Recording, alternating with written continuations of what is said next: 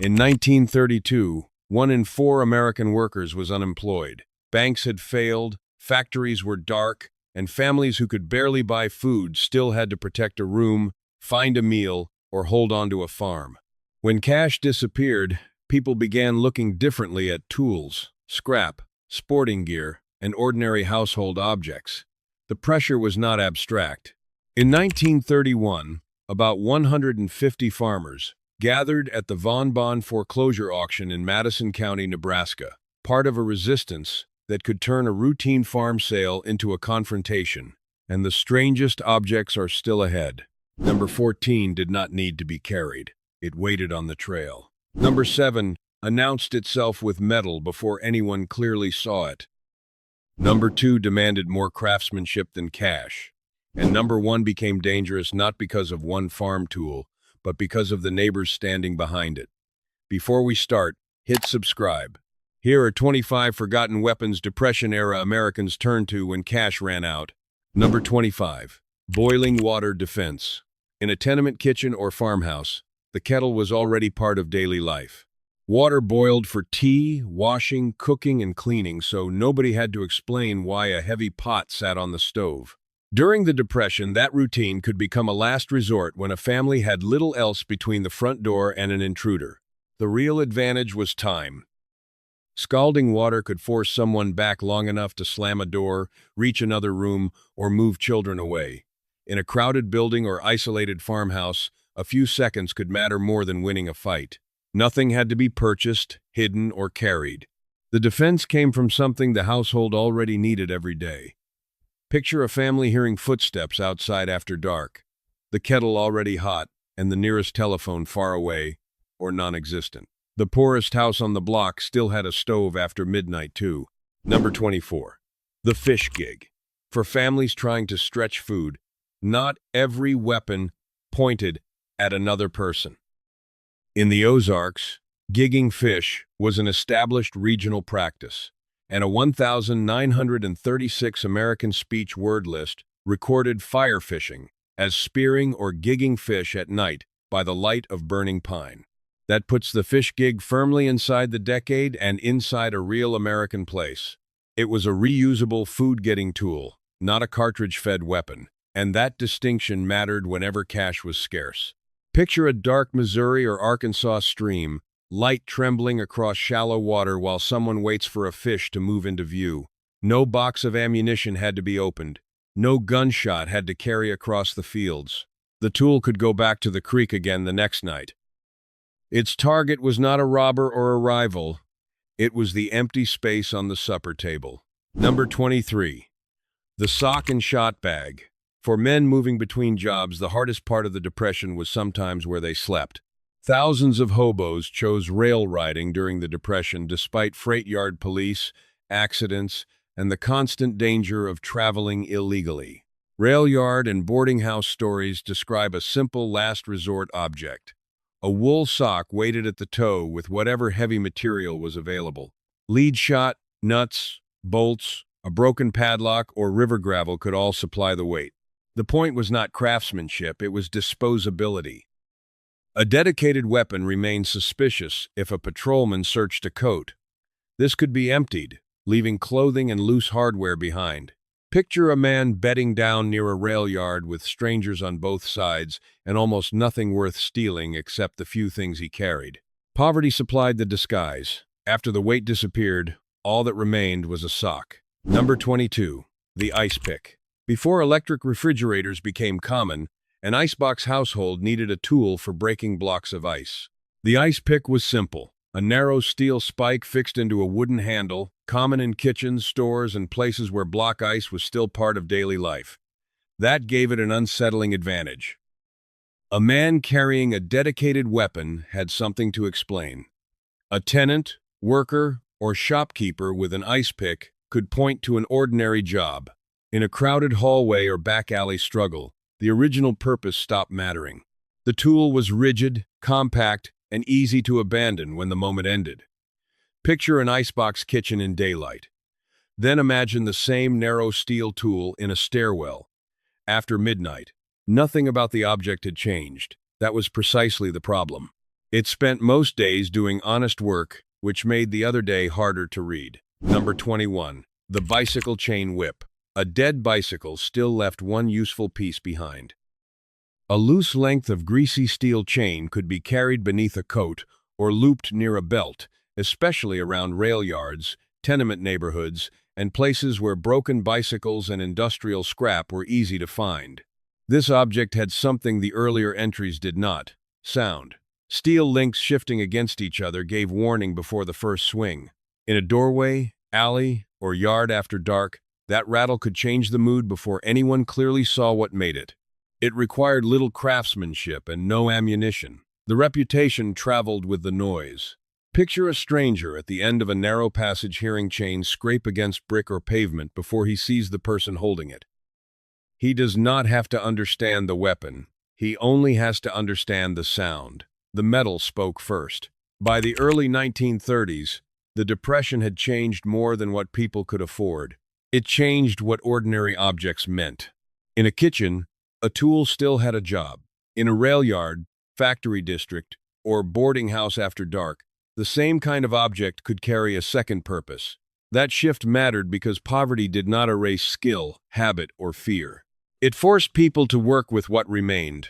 The next weapons come from barbershops, dead factories, women's clothing, and hobo camps, places that looked ordinary until hard times gave familiar objects another meaning.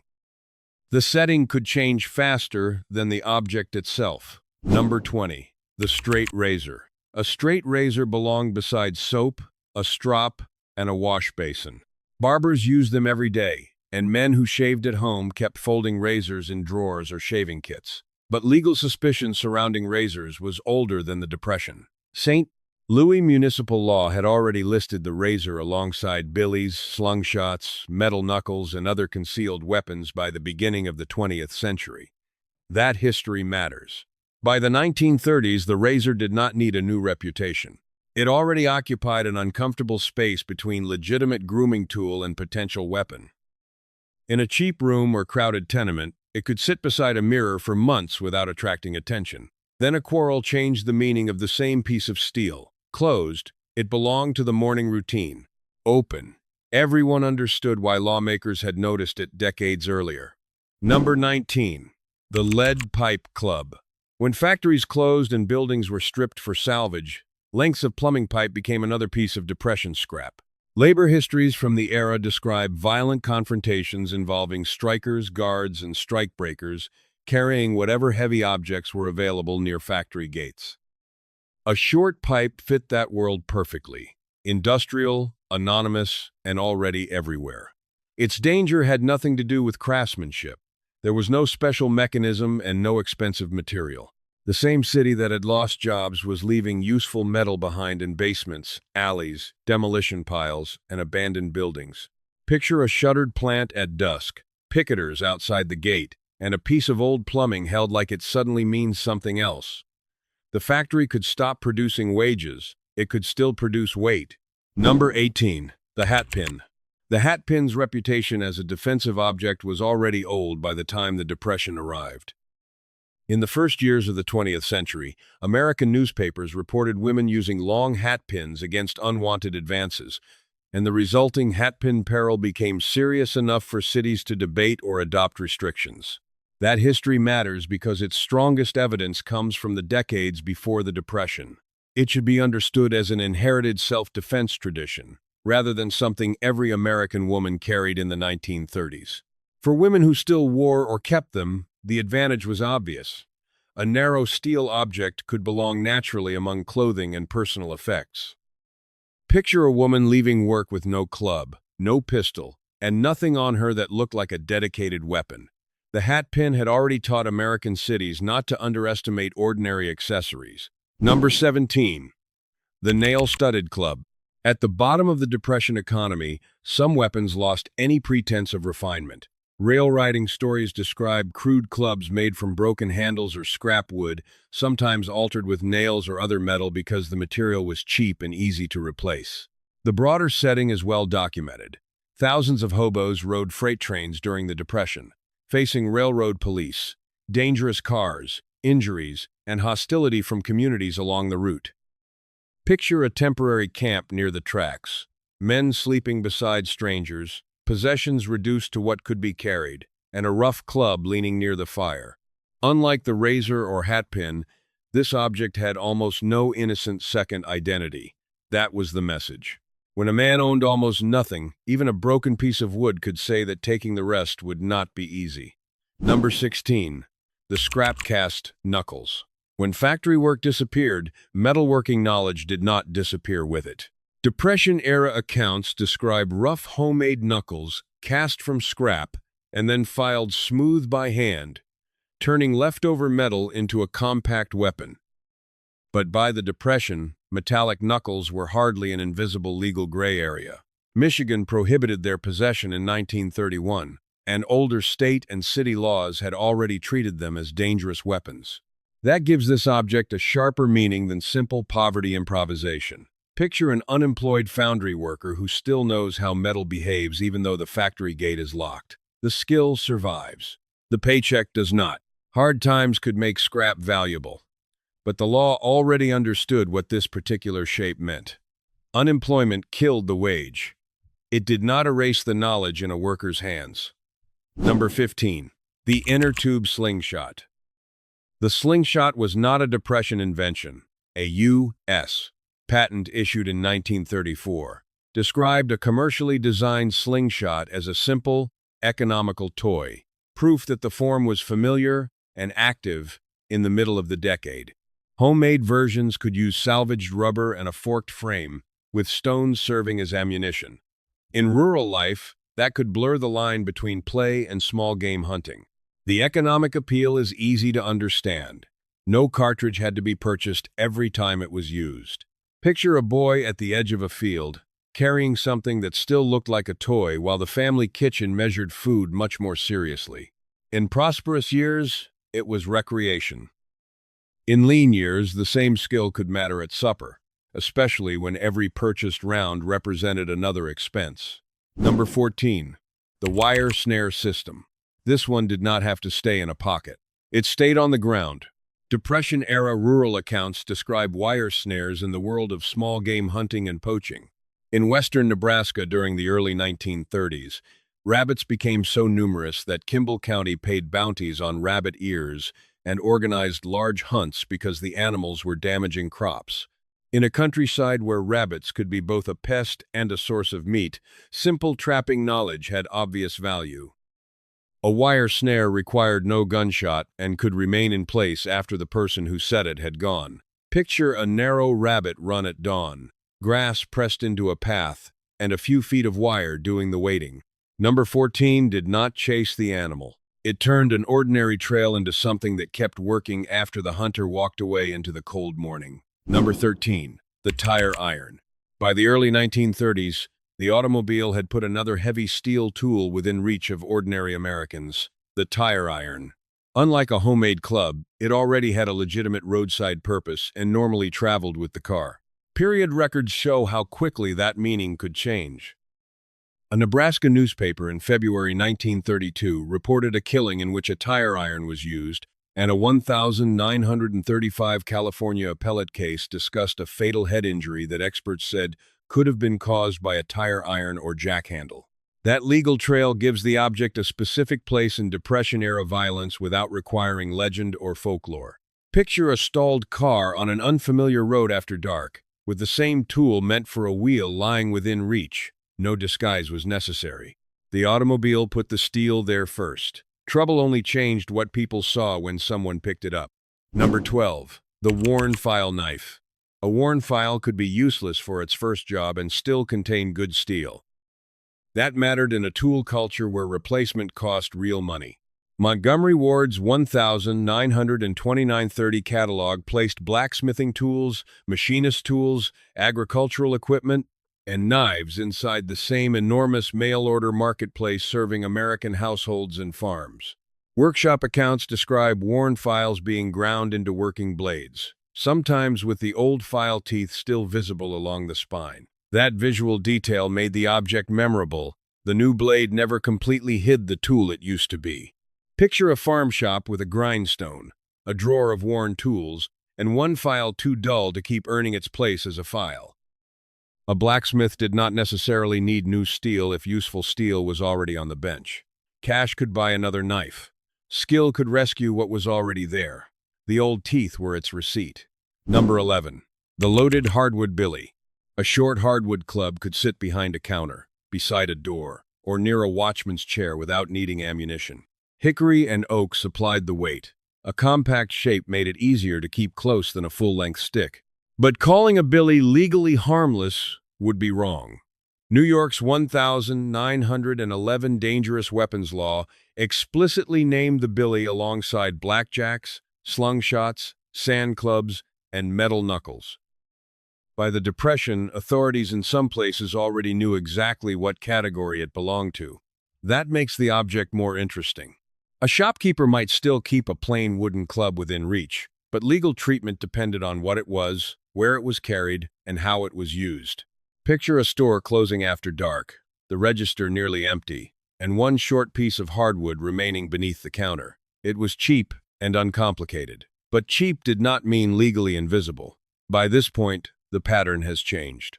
The early weapons were mostly things people found, wore, carried, or pulled from a kitchen or scrap pile. The next group sits closer to the line between ordinary object and recognized weapon. One had already been restricted by law long before the Depression. Another could hide inside a worker's clothing. A third carried the memory of a war that had ended barely a decade before the economy collapsed. Poverty did not always invent a new object. Sometimes it brought an old design back into daily life, or gave a familiar tool a reason to be carried again. From here, the legal and historical shadows get heavier. Number 10. The slingshot. The slingshot was older than the Great Depression, and American law had noticed it long before the crash. New York's 1911 statute specifically named the slingshot as a dangerous weapon, while earlier city ordinances had already restricted concealed versions. That history separates it from the weighted sock. The sock could become an improvised object in a moment. The slingshot already had a name, a reputation, and a place in weapons law. Its appeal was compactness. A weighted end on a short, flexible line occupied far less space than a club.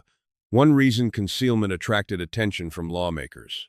Picture a dock or rail district after a shift, wet pavement underfoot and one hand staying close to a coat pocket while other workers move past. The Depression did not invent this weapon. Hard times simply gave an old design another decade in which to remain relevant. Number 9. The loaded sap glove. A leather work glove belonged naturally in a mill town.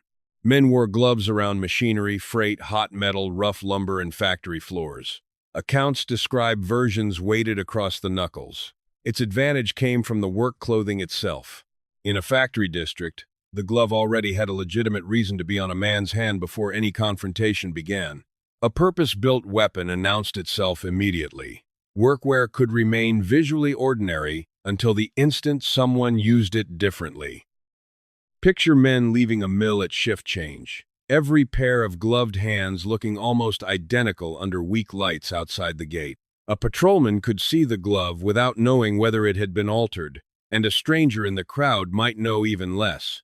That uncertainty was the advantage in a crowded industrial district. It did not disappear inside a pocket.